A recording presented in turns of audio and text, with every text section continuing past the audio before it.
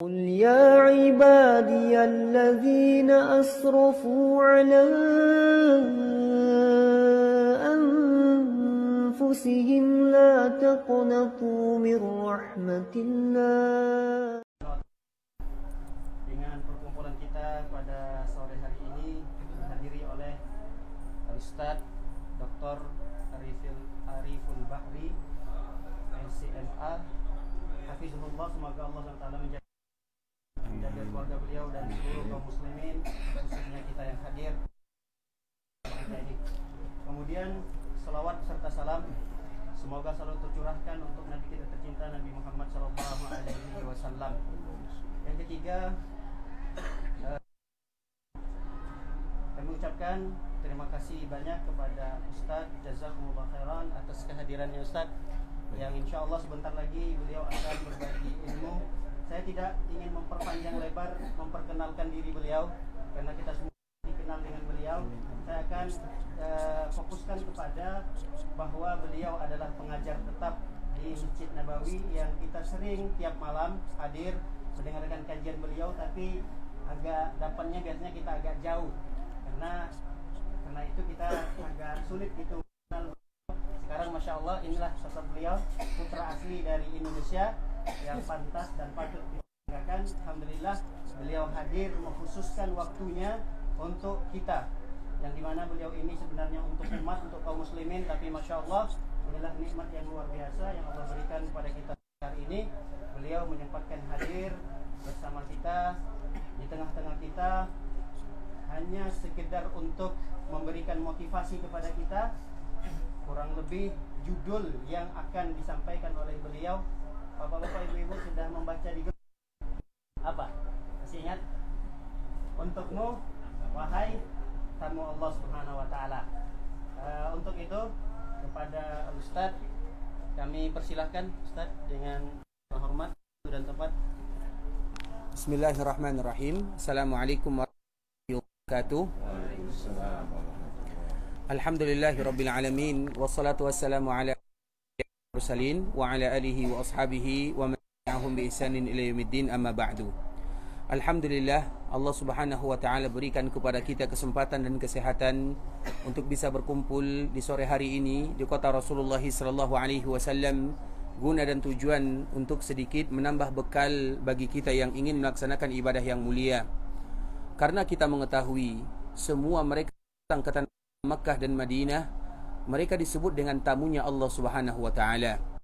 Dan itu berdasarkan hadis Rasulullah sallallahu alaihi wasallam, al-maru Allah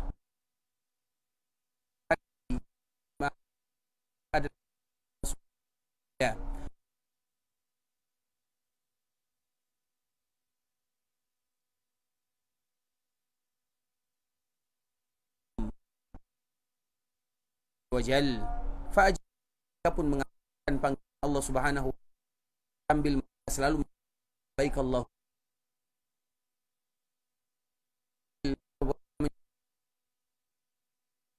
kabulkan ingin lakukan atau apa mereka a'tahum, mereka pun minta kepada Allah permintaan, Allah kabulkan setiap doa dan permintaan mereka. Nah, dari hadis inilah kita akan termotivasi untuk beribadah kepada Allah Subhanahu wa taala, terutama meminta, merintih, memohon di hadapan Allah Subhanahu wa taala. Karena meminta kepada Allah itu terbagi kepada dua. Ada orang yang meminta kepada Allah dengan mengatakan, ya Allah ampunkan dosaku, ya Allah mudahkan urusanku, ya Allah lancarkan rezekiku, ya Allah berikan kesehatan kepadaku. Itu berdoa kepada Allah dengan bahasa lisan. Kemudian yang kedua, ada orang yang berdoa kepada Allah dengan bahasa tubuh, dengan bahasa badan. Ketika kita beribadah kepada Allah, itu adalah bagian daripada berdoa kepada Allah Subhanahu wa taala. Dikala kita salat, itu artinya berdoa kepada Allah.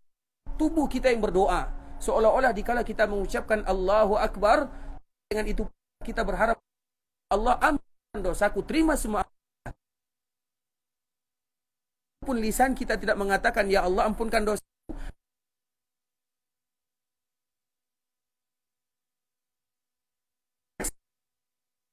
melaksanakan walaupun kita tidak secara lisan dosa, namun gerakan tubuh kita yang mana kita melakukan semuanya.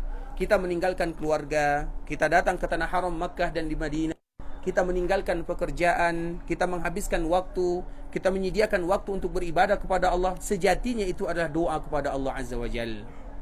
Maka dikala mereka berdoa kepada Allah, baik dengan doa secara lisan atau doa dengan secara bahasa tubuh, mereka berulang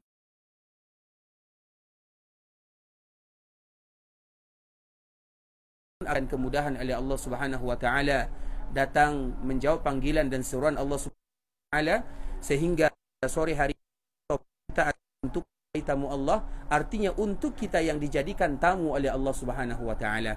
Apa semestinya yang harus kita lakukan dan apa kewajiban kita yang harus kita kerjakan, sehingga dengannya kita menjadi orang-orang yang selalu berdoa kepada Allah Subhanahu wa taala, baik dengan bahasa lisan ataupun dengan bahasa badan. Bapak Ibu rahimani wa rahimakumullah, insyaallah pada kesempatan kali ini kita tidak akan berlama-lama menyampaikan pembahasan, hanya mungkin sampai selesai sajalah insyaallah. Jam selesai. 20 menit juga boleh, tidak menjadi masalah. Baik. Semoga Allah Subhanahu wa taala mudahkan kita. Sebenarnya kegiatan untuk mewahai tamu Allah, kita semuanya sudah tahu kewajiban kita sebagai tamunya Allah Subhanahu wa taala. Tapi kita hanya, terutama kapan kita akan umrah insyaallah? Hari Senin ya. Terutama hari Senin insyaallah taala, dikala kita akan bergerak menuju Makkah Al-Mukarramah, kita tidak menggunakan catatan yang pernah kita pakai, tinggal eksekusi bagaimana kita beribadah kepada Allah Subhanahu wa taala sesuai yang diperintahkan oleh Allah Subhanahu wa taala, atau melalui hadis Rasulullah sallallahu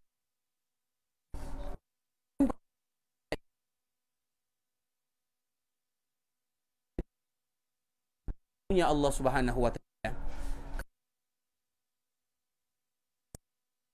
Maka kita menjadi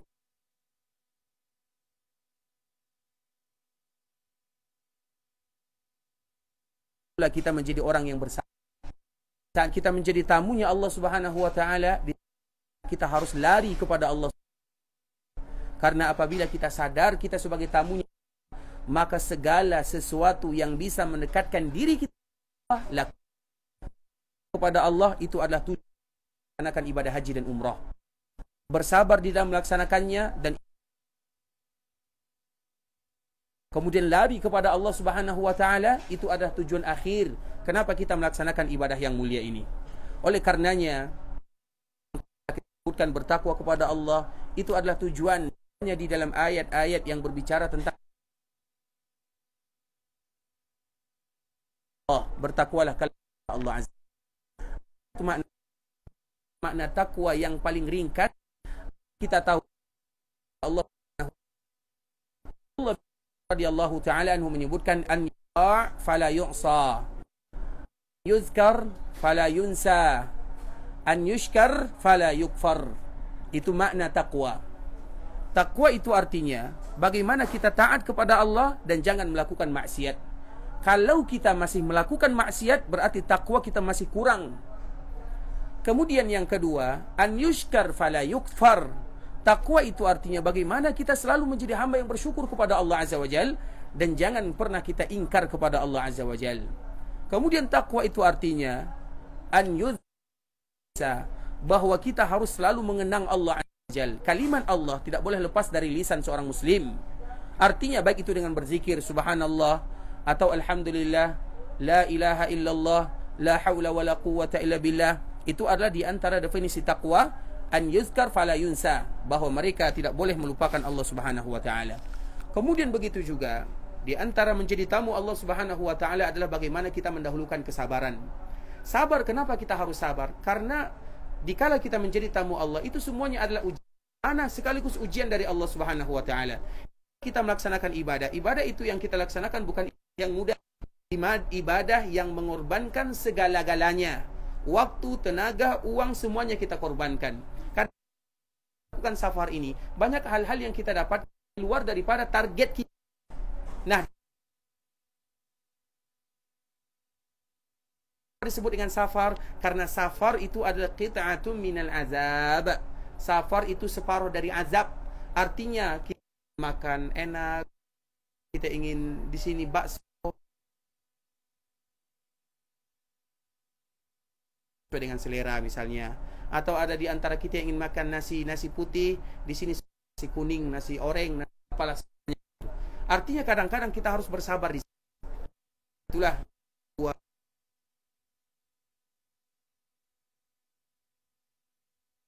menjadi orang yang kepada Allah Subhanahu wa taala. Firru ilallah, larilah kalian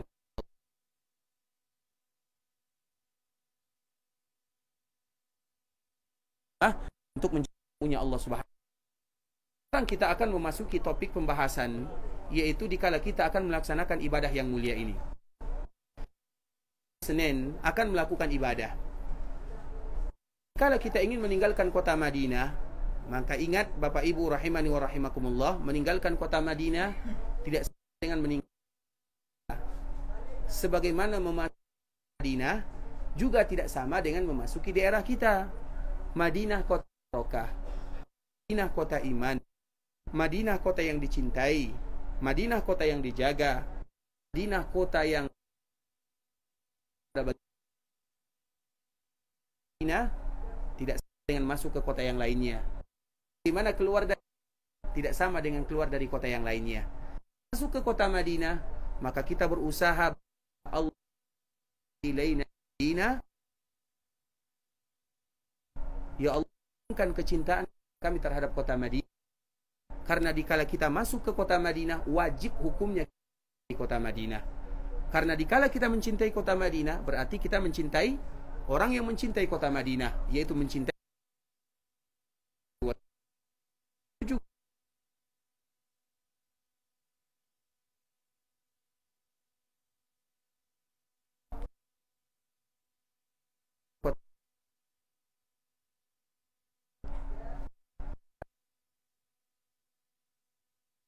ini merupakan akhir untuk bisa berada di kota Madinah.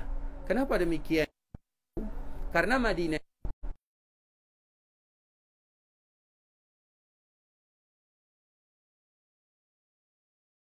artinya Madinah dijaga oleh Allah Subhanahu wa taala.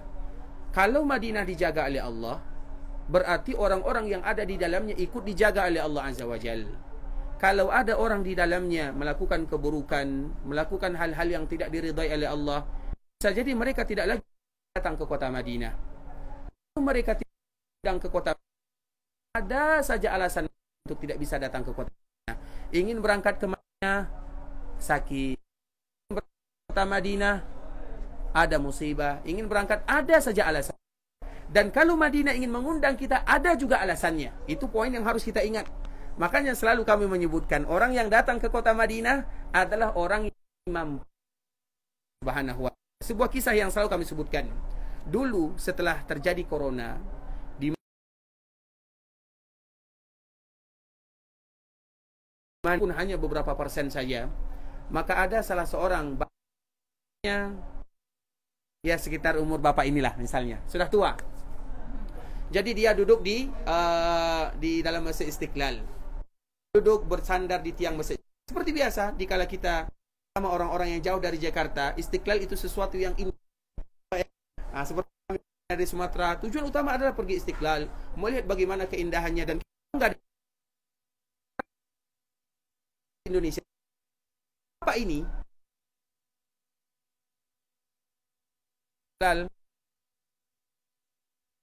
Kemudian duduk-duduk, kerajaan datang beribadah, ingin sholat di dalam. Kemudian dikala mereka datang, mereka pun berkeliling. Ini awal pertama kali diizinkan melaksanakan ibadah haji setelah 2 tahun atau 3 tahun hukumnya. Kemudian berkeliling, bapak ini duduk di belakang.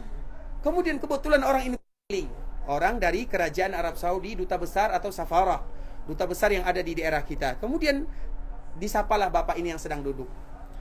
Pak, bagaimana kabarnya setelah mengucapkan salam? Alhamdulillah, ada penterjemahnya. Kemudian pertanyaan setelahnya, apa Bapak sudah melaksanakan ibadah haji? Otomatis jawaban Bapak ini dia mengatakan, belum. Maka apa kata Dubes ini? Tahun ini Bayangkan kalau di sana. Kalau seandainya dia pergi ke toilet pada waktu itu misalnya. Tapi coba lihat bagaimana cara Allah Subhanahu wa taala untuk menyediakan dan meluangkan kesempatan bagaimana supaya dia berangkat ke tanah haram. Dan keluarganya berangkat.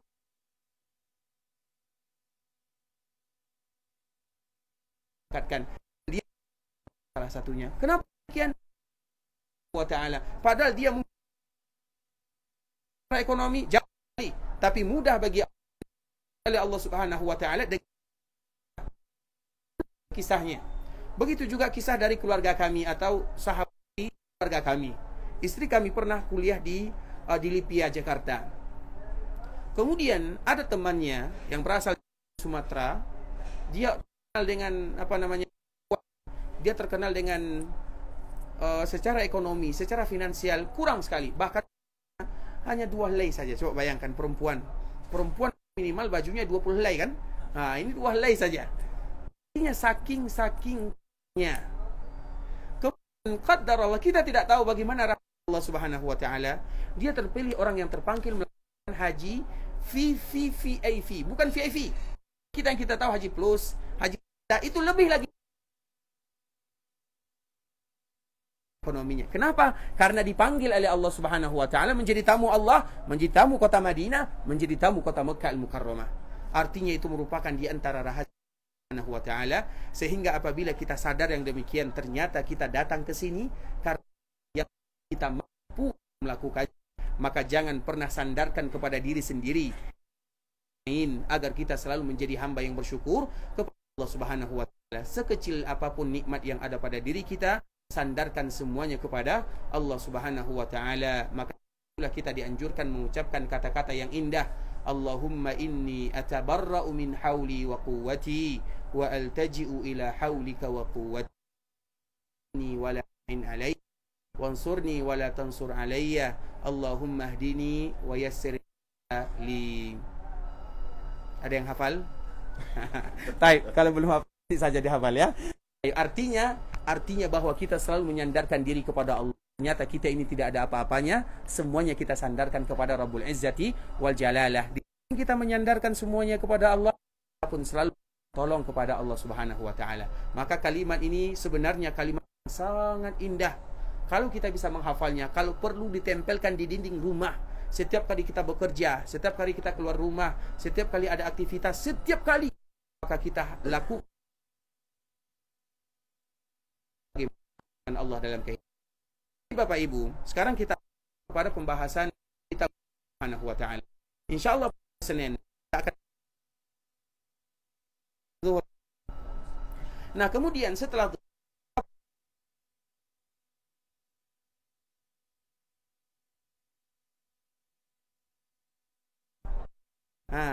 di masjid nanti kita akan menjamak dan mengqasar. Berarti salat asarnya 4 rakaat.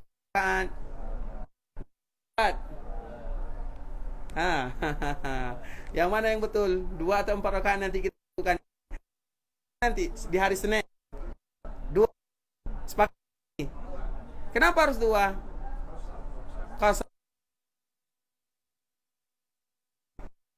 Qasar itu orang yang melakukan perjalanan. Berapa hari biasanya izinnya? Sambil belajar ya. Berapa hari? 4 hari. Apabila melakukan perjalanan kurang dari 4 hari, maka mereka dianjurkan menjamak dan mengqasar. Tapi kalau lebih,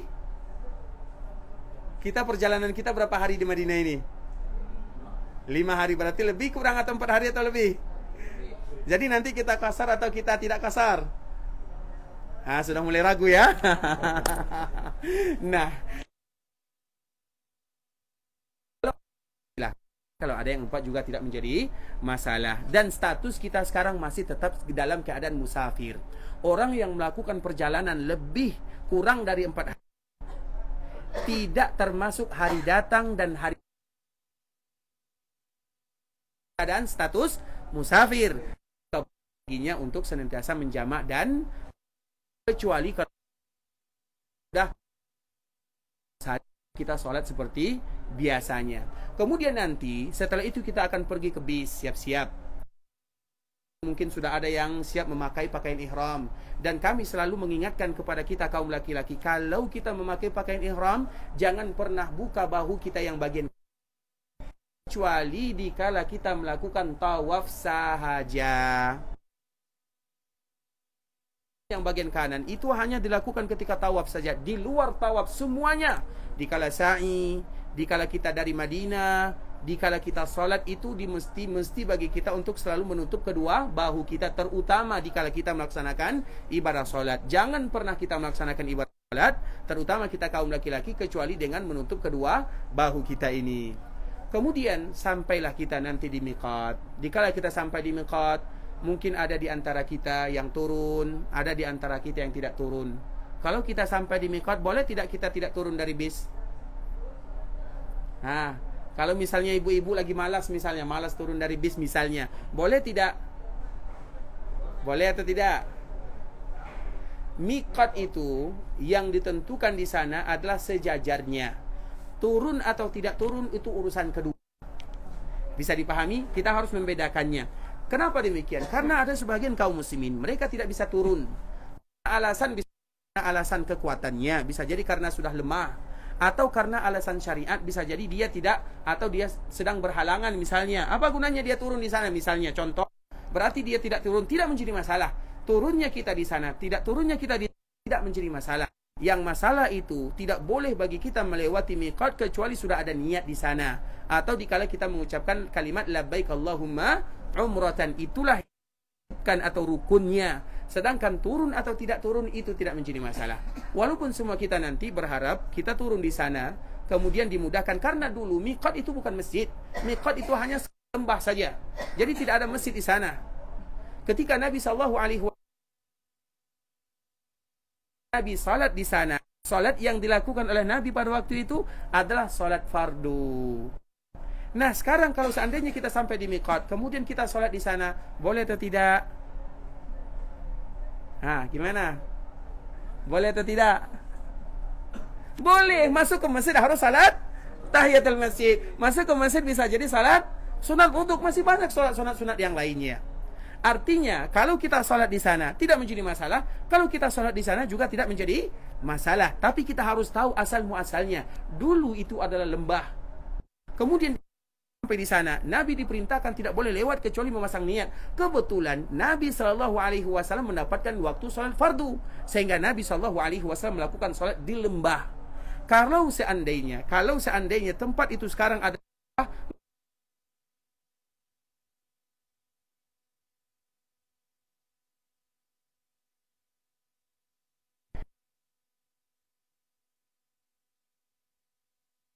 melaksanakan sholat wudhu atau sholat sunat yang lainnya. Kemudian kita kembali ke bis, dan dikala sudah kembali, maka dianjurkan atau ditekankan bagi kita untuk mengangkat suara sambil mengucapkan labbaik Allahumma umratan, labbaik Allahumma umratan, dan itu adalah awalnya. Kali bukan niat namanya. Kenapa tidak disebut dengan niat? Karena kita semuanya sudah pasti berniat jauh-jauh hari.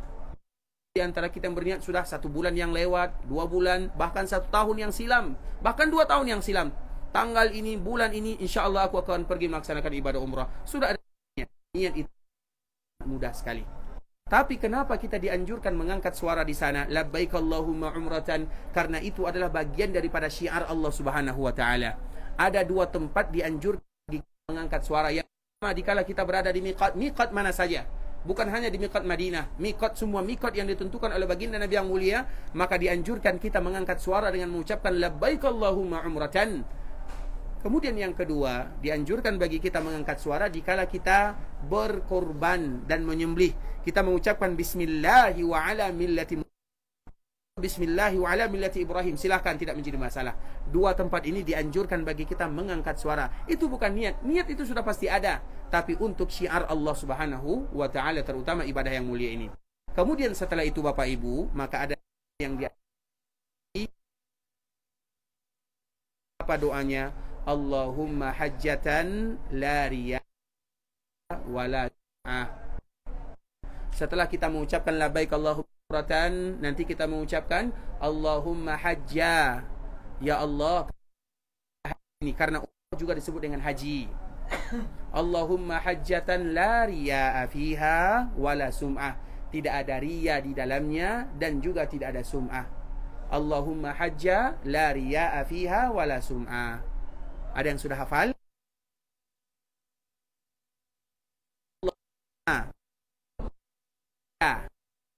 Allahumma hajja la riya'a fiha wala sum'ah. Nah, siapa yang pertama kali hafal? Ternyata sebenarnya saja Allah hajja la riya'a fiha wala sum'ah. Kenapa demikian? Miqat Dzulhaifah, miqat Madinah ini atau yang kita kenal dengan Bir Ali, Nabi mengucapkan kalimat hadis yang disebutkan oleh Anas bin Malik, Allahumma hajja, ya Allah kami melaksanakan ibadah ini tidak ada riya dan tidak ada sum'ah. Dimanapun kita cari, kalimat ini tidak akan kita temukan di buku-buku yang biasa kita jadikan panduan. Ya, kecuali di sini. Siapa yang mau? Belum lagi, Pak? Belum lagi sama mau. Bapak mau doa tersebut. Silakan. Barakallahu fiik, Allah jazika khairan. Insyaallah. Allahumma hajja ya fiha wala sum'ah. Ini penting Bapak Ibu. Yang kita pentingkan itu adalah maknanya. Mengapa sih Nabi sallallahu alaihi wasallam menganjurkan kita mengatakan kalimat ini? Kalimat yang jarang dikala kita manasik jarang dibacakan. Karena kalimat ini adalah kalimat yang sangat indah dan banyak manusia yang terjatuh di dalamnya. Artinya ibadah haji, ibadah umrah banyak sama dengan rukun Islam yang lainnya. Tetapi rukun Islam yang lainnya mudah bagi kita ikhlas, kita salat 5 waktu sehari semalam, mudah bagi kita menjaganya. Padahal siang malam kita pergi ke masjid. Begitu juga puasa, begitu juga dengan kalimat yang lain, syahadat. Tapi dikala melaksanakan ibadah haji dan umrah itu ada perbedaannya. Nah, apa perbedaannya? Lebih rentan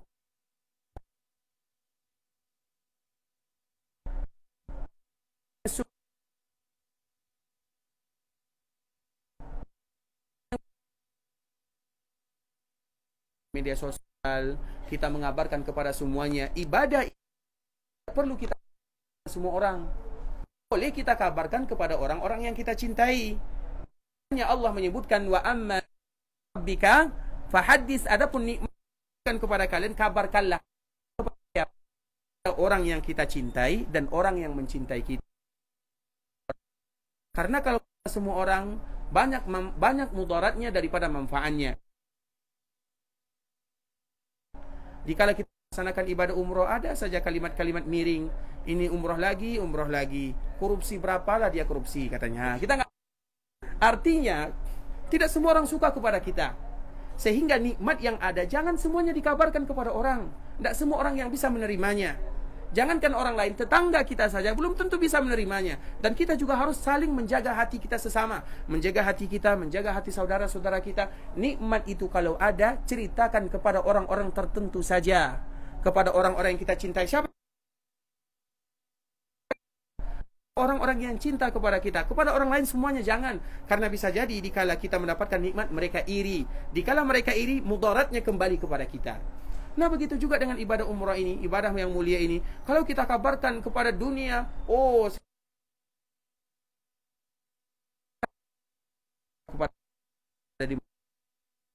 artinya itu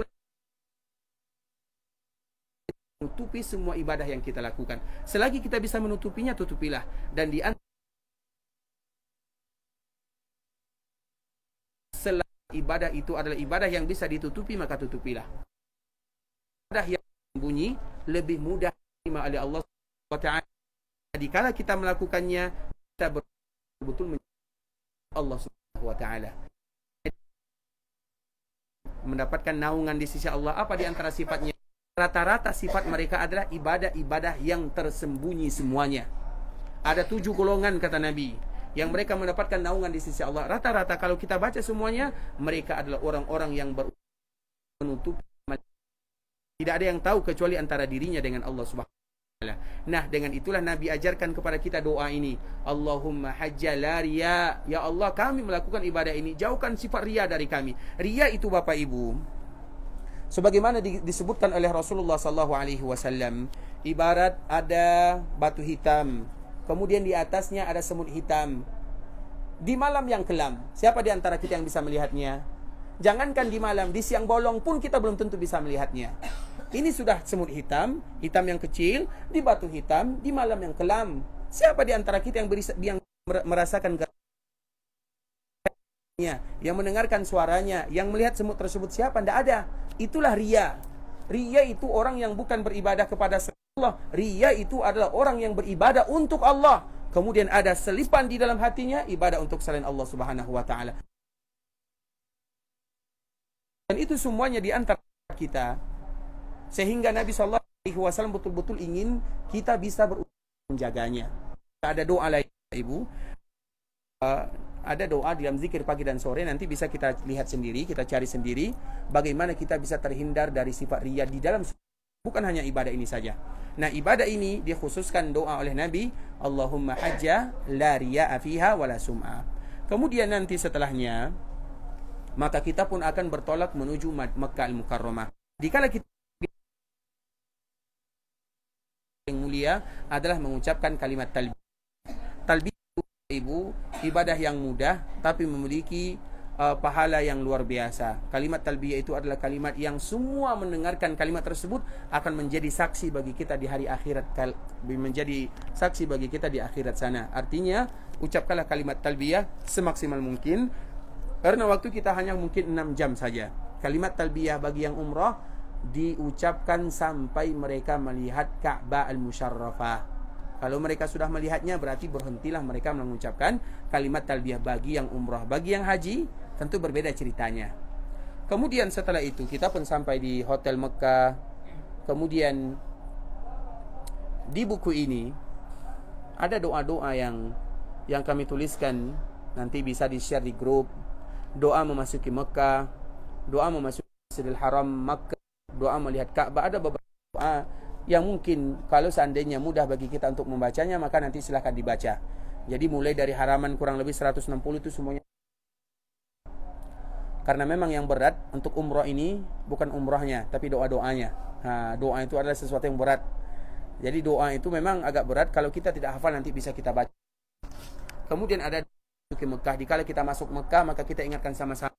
Masuk Mekah itu ada kalimat-kalimat yang dianjurkan bagi Masjidil Haram yang ada di Mekah, dan sampai kita melihat bangunan Ka'bah. Kemudian sampainya kita di Makkah Al-Mukarramah, kita pun mulai melakukan ibadah tawaf. Ibadah tawaf itu adalah sama dengan ibadah salat, kata Nabi sallallahu alaihi wasallam. Tawaf boleh bagi kita berbicara, sedangkan salat tidak boleh berbicara. Artinya di antara persamaannya harus kita menjaga wuduk kita. Tidak boleh di antara kita yang batal wuduknya. Kalau ada yang batal wuduknya, jangan segan-segan bilang kepada ketua rombongan bahwa kami batal wuduknya. Ulang dulu wuduknya tanpa mengulang tawafnya. Dilanjutkan saja tawafnya, tapi tetap mereka berwuduk. Dan wuduk itu tidak banyak, ikhwatul Islam. Kalau Nabi berwuduk hanya 1 sa' saja. 1 sa' itu berapa? Segini. Ya kurang lebih 1 gelas lah. Kalau Nabi mandi, coba bayangkan. Bukan satu mud seperti Nabi mandi 1 sa' itu 4 kali ini. Bahkan satu kali. Artinya cuma 1 gelas kalau Nabi berwuduk, kalau mandi 4 gelas. Kalau kita 4 gelas itu baru 1 kali minum saja ya. Artinya kita berwuduk itu tidak butuh air yang banyak. Nah, nanti kalau kita batal, jangan malu-malu. Makanya nanti bawa persediaan air, atau bilang sama rombongan pertama bagi, atau sekarang sebelum kita melanjutkan, kami ingin bertanya, kalau kita bersentuhan laki-laki dan perempuan, batal wuduknya atau tidak? Apa jawabannya? Iya atau tidak? Betul nih. Iya atau tidak?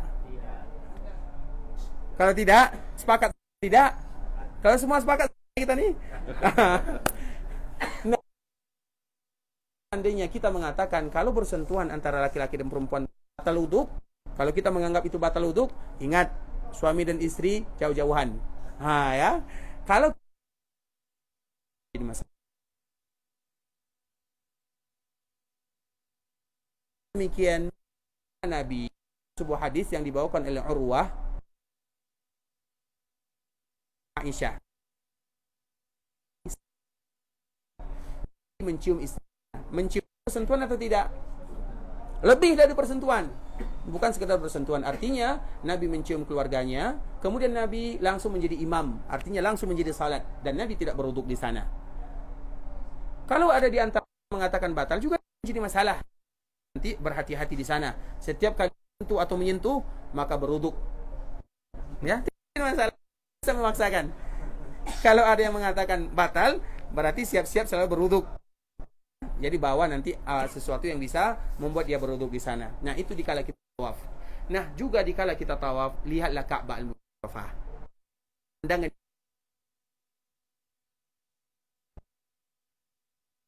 bukan di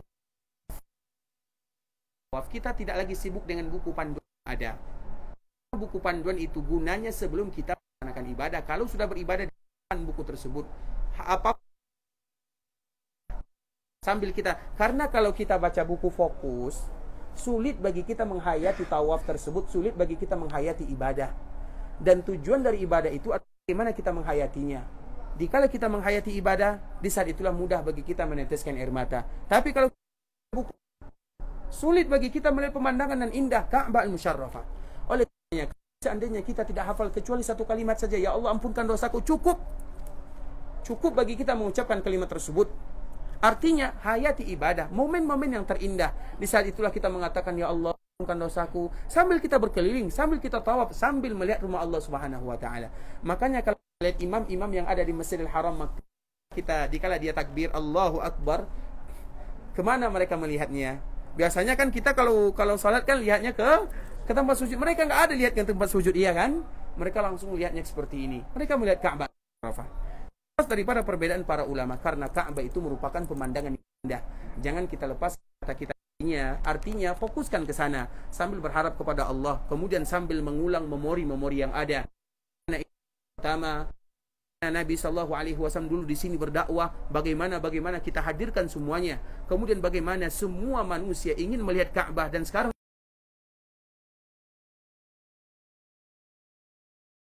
Allah yang diingin. Kemudian maka kita pun salat 2 rakaat, dan dikala kita salat 2 rakaat ramai di sana. Tujuan daripada salat itu adalah bagaimana kekhusyukannya. Kemudian setelahnya kita minum zam-zam, dan setelah minum di atas kepala kita ini. Tapi jangan mandi ya. Artinya disiramkan zam-zam di atas kepala, yang laki-laki ataupun yang perempuan. Kemudian baru setelahnya kita pergi ke Safa dan Marwah. Nah, inilah momen yang paling indah.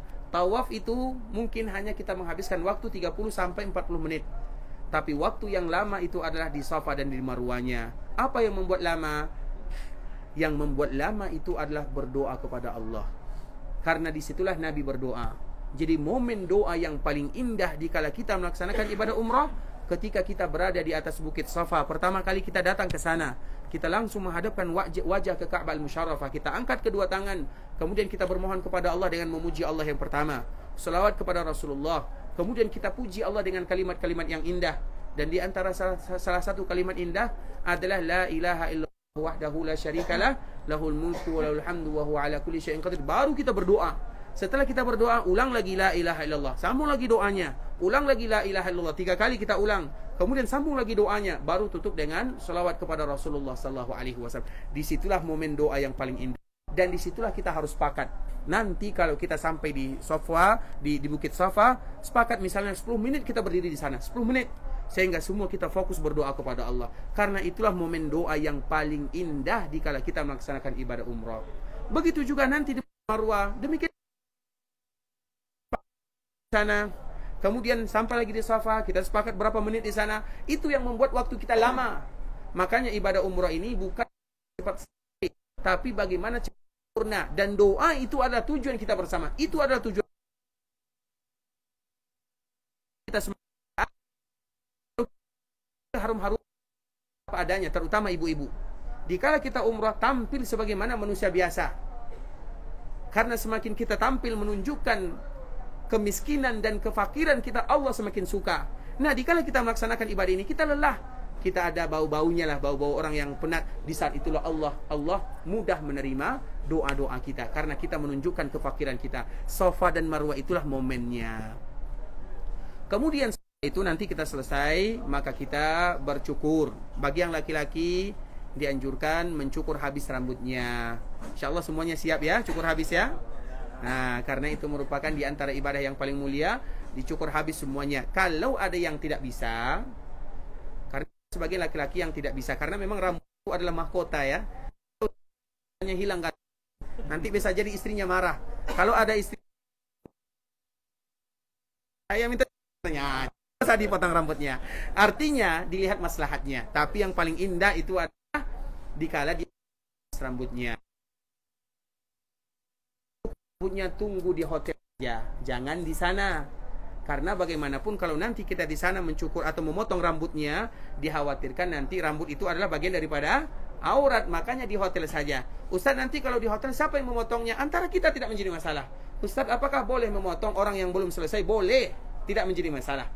Nanti diambil bagian rambutnya, kemudian ambil 2 ruas jari di bagian ujung, kemudian baru dipotong. Dan semakin jauh dari bagus di hotel, mereka lebih bebas untuk memotong dan mengambil bagian rambutnya karena melakukan ketaatan kepada Allah Subhanahu wa taala, dan selesai pula lah ibadah yang kita lakukan.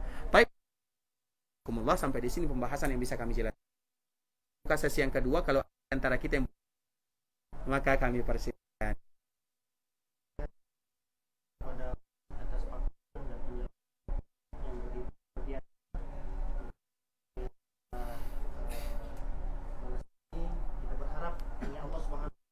Ya Pak, nanti Pak, karena agak dingin sedikit. Berdoa kepada juga perkumpulan kita ini menambah ilmu dan iman. Amin, amin. Amin ya rabbal alamin.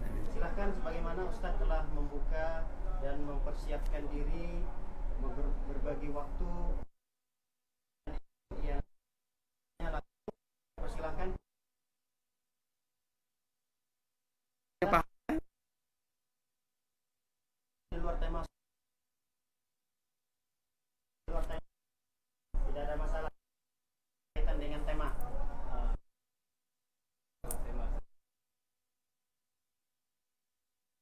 Jadi saya itu ada masjid sampai rumah. Kurang lebih pelataran tanahnya itu 30 kali 40. Nah, di kiblat yang sebelah kiri itu di ujung itu ada satu makam. Ada 3 makam. Tapi makam di dalam Bagian dari masjid kan? kalau tanahnya di dalam Tanah bagian masjid atau tidak? tanah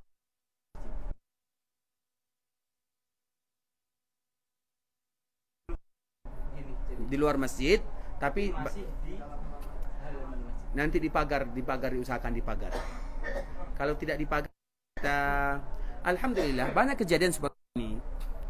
Dan dikala kita menyebutkan seperti misalnya di kampung kami juga seperti itu, karena memang antara perkuburan dengan masjid adalah 2 hal yang harus dipisahkan. Sebagaimana dulunya Masjid Nabawi ini area adalah perkuburan dulunya. Membangun Masjid Nabawi, Nabi SAW katakan kepada sahabatnya untuk memindahkan perkuburan tersebut. Karena memang antara perkuburan dengan masjid 2 hal yang harus dipisahkan. 2 hal yang harus dipisahkan. Siapa yang memisahkan? Nabi yang memisahkannya. Sehingga dikala Nabi memisahkannya, kita pun memisahkannya. Kemudian apabila ada tanah ini adalah tanah masjid. Kemudian apabila perkuburan ada di bagian tanah ini, maka diusahakan tempat perkuburan itu dipindahkan. Kalau tidak mau dipindahkan, maka tanahnya harus dibeli, dikeluarkan dari bagian tanah masjid. Kemudian dipagar tanah masjid tersebut sehingga kita lebih mudah melaksanakan ibadah salat. Kenapa demikian? Karena ada salah seorang di zaman Umar bin Khattab radhiyallahu taala anhu, dia salat. Kemudian ternyata di depannya ada perkuburan. Al-qabar, al-qabar, al-qabar, kata Umar bin Khattab. Sehingga orang tersebut kaget, dia tidak tahu depannya ada perkuburan. Namun Umar mengatakan al-qabar, al-qabar. Artinya mereka sudah tahu semuanya. Kalau ada masjid atau kalau ada perkuburan di bagian depan masjid, itu sesuatu yang bisa membahayakan. Karena kekuatan iman kita tidak sama dengan kekuatan iman orang-orang terdahulu. Kekuatan kita, iman kita itu adalah kekuatan iman yang lemah. adalah solusi. Solusinya apa? Bisa kita pagar di sana. Kalau misalnya kalau tidak mau membayar, maka tanggung apa gitu. Artinya kadang-kadang mereka tidak mau membuat pagar karena bisa jadi tidak ada dananya atau tidak ada pemasukannya, karena kadang-kadang kita harus berkorban untuk menyelamatkan atau untuk memberikan solusi yang terbaik bagi masyarakat kita. Karena bagaimanapun di sana ada keluarga kita, di sana ada tetangga kita, sehingga solusi yang harus kita cari. Itu pokoknya apabila ini tanah masjid, kemudian ada perkuburan di bagian tanahnya, dicari solusi, dipagar, dikeluarkan bagian tanah tersebut dari tanah masjid. Kuburannya udah dibangun gitu, ada bangunannya. Terlepas dari kuburannya, kita tidak membahas kuburannya, kita membahas masjidnya dulu. Karena kalau semuanya kita bahas habis-habis nanti. Dan itu bagaimanapun itu orang kampung kita, tidak mungkin mudah bagi kita untuk memperbaikinya. Kita harus mengambil minimal kemudaratan yang paling kecil. Kemudaratan yang paling kecil kita ambil adalah bagaimana kita memisahkan antara perkuburan dengan masjid tersebut. Bisa dipahami? Kita tidak membahas kuburnya. Bagaimana supaya kita bisa sholat di sana? Karena bagaimanapun kita tinggal di sana, kita penduduk sana. Karena misalnya kita berada di kampung, kemudian kita sholat di kampung yang lain, boleh atau tidak? Tidak boleh. Kita harus sholat di masjid yang kita dengarkan azan di sana. Yang lain. Itu merupakan di antara sunnah Nabi SAW, kecuali kalau masjid tersebut ada hal-hal yang membuat kita tidak bisa sholat di dalamnya, baru itu dia. Maka tadi nanti bercerita dengan masyarakat bagaimana solusinya dengan rapat, insya Allah semuanya akan dimudahkan oleh Allah Subhanahu Wa Taala. Bisa dipahami? Terlepas daripada perkuburannya, karena tidak mungkin bagi kita merubahnya, tapi paling tidak kita mencari kemudaratan yang paling ringan. Kubur ini bukan masalah main-main. Kubur ini dari zaman dahulu sampai akhir zaman pun itu bukan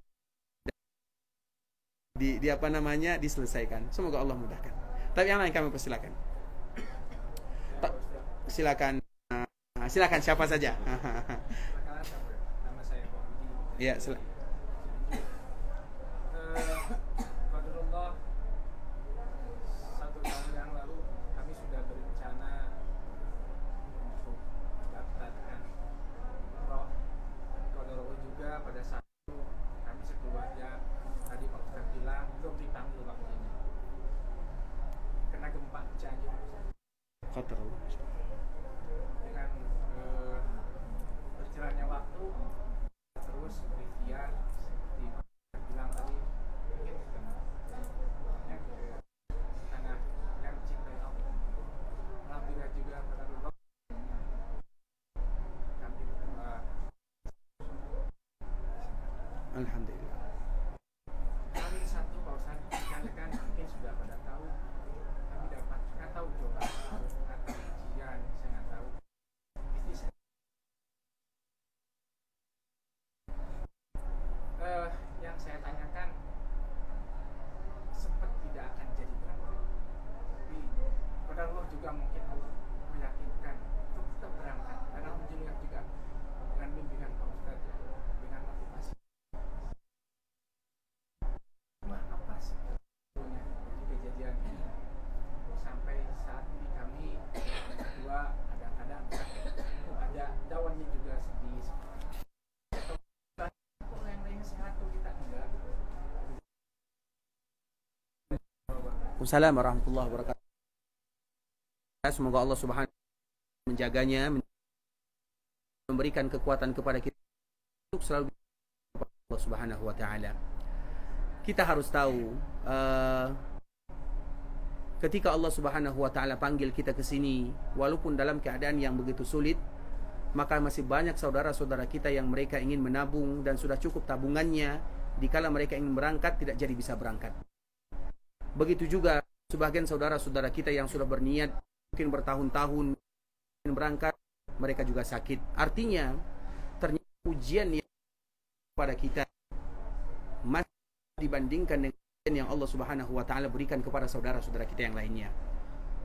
Dan semua kita ada yang berbeda-beda. Dan kita menyebutkan contoh saja. Kami di antara salah satu kami inginkan adalah bagaimana memberangkatkan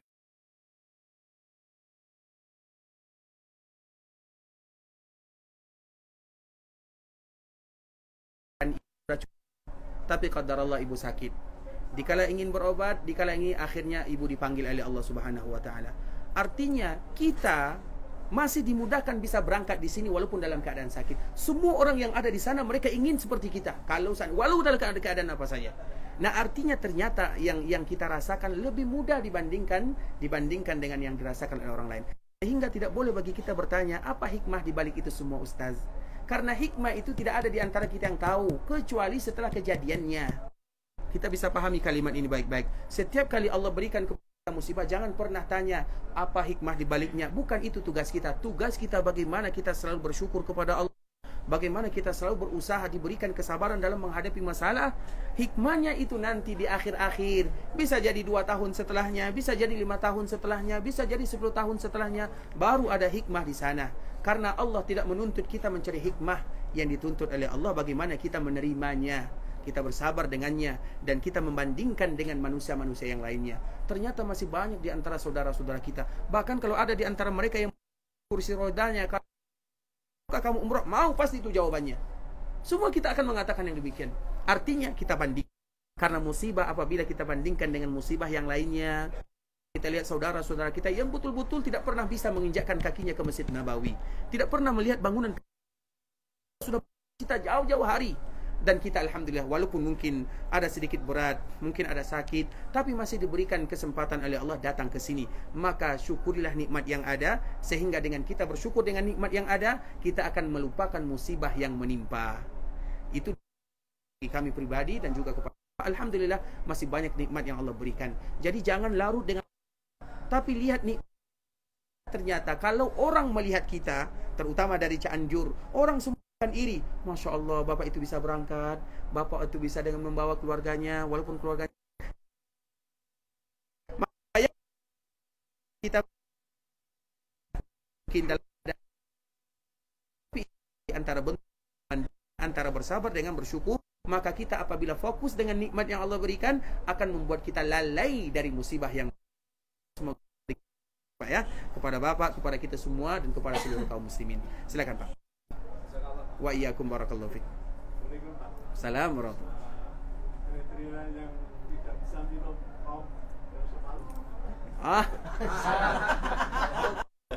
Itu rahasia, boleh Pak dibocorkan ya, nanti cari sendiri ya. Belum selesai dicari ya. Penasaran Pak ya? Penasaran tingkat tinggi ya, Masya Allah. Bocorkan atau tidak nih? Dibocorkan ya?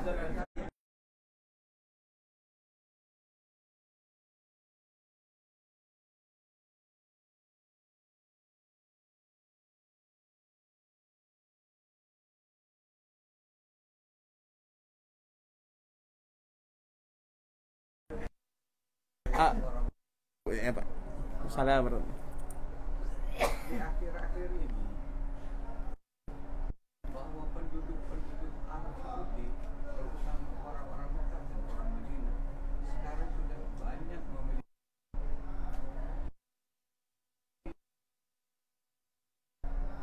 sampai ke Bogor. Oleh karena itu, ada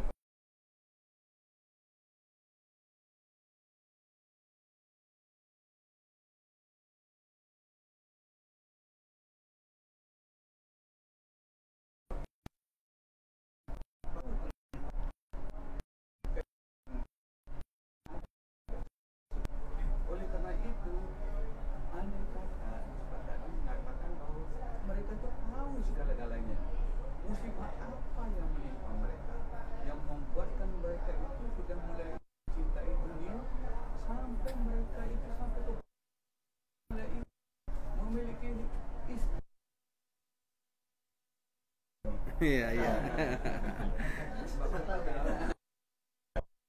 Dan banyak di antara mereka-mereka itu yang datang kembali ke sini dan meninggalkan anak-anak mereka di sana, di Bogor, di Kairo, di Cianjur. Nah, saya mulai bertanya-tanya, apakah musibah buat mereka yang mereka tahu tentang bagaimana tempat yang begitu suci mereka datang, mereka kok datang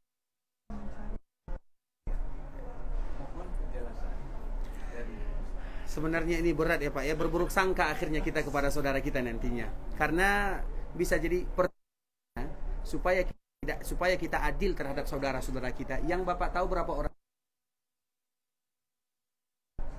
Bilang kira-kira berapa orang? Lebih dari 100. 1000 sampai 1000 orang. 2000? Betul nih yang Bapak sifatkan, yang Bapak sifatkan nanti. Karena ini tanggung jawab. Ini benarnya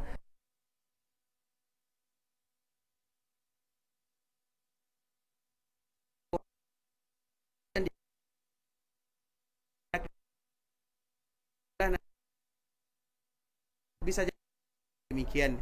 Bisa jadi yang kita lihat berbeda dengan fakta yang sebenarnya. Bisa jadi yang kita dengar tidak sama dengan. Apa gunanya kita membahas masalah orang lain? Iya kan? Artinya apa? Iya, orang Arab itu tidak semuanya. Orang Arab itu sama dengan orang kita. Artinya sama-sama manusia. Banyak di antara mereka yang baik, banyak juga di antara mereka yang tidak baik. Banyak di antara pergi ke Indonesia dengan berbagai macam tujuan. Ada yang tujuannya betul-betul ingin nikah. Ada yang tujuannya ingin mengambil kesenangan dunia. Ada yang tujuannya ingin berdakwah. Ada yang tujuannya ingin mengajarkan, banyak tujuannya. Dan itu sehingga apabila mengatakan 1-2 umumkan semuanya. Atau rata-rata kenapa orang Arab tidak seperti itu? Kenapa ada beberapa orang yang mulai meninggalkan Mekah, Madinah, kemudian pergi ke sini, pergi ke sana? Itu pertanyaannya, itu jawabannya harus ditanyakan kepada mereka. Karena niat kita itu berbeda.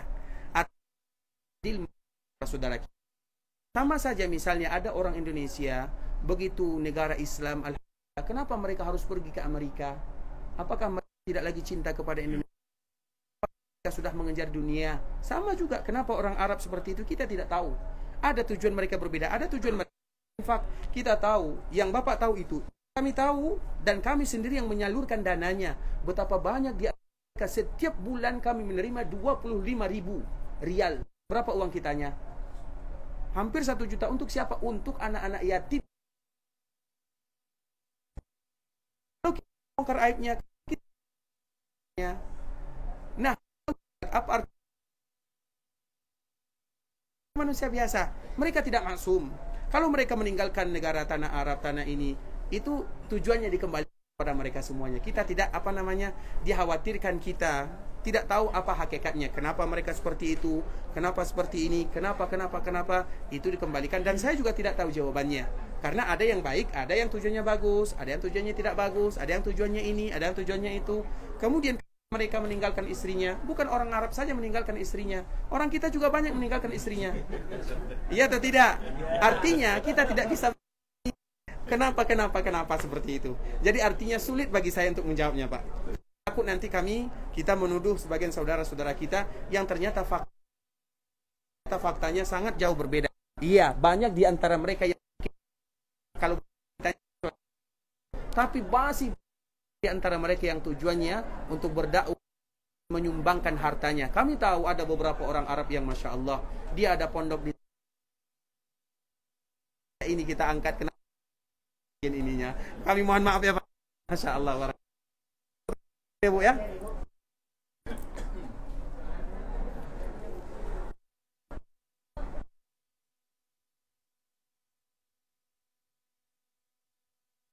Tadi kita menjelaskan tahal antara dipotong dan dipotongkan oleh orang lain, bagusnya agar kita terlepas daripada perbedaan para ulama saling memotong.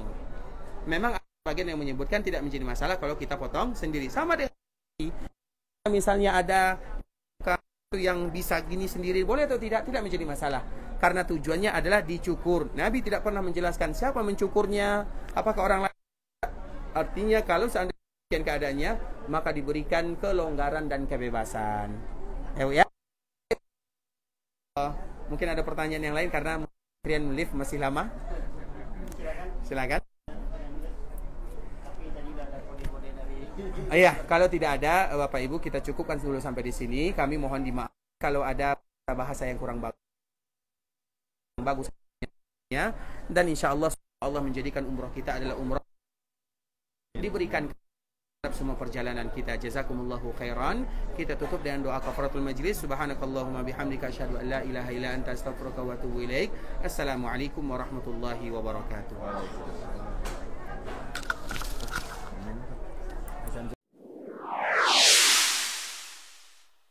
قل يا عبادي الذين أسرفوا على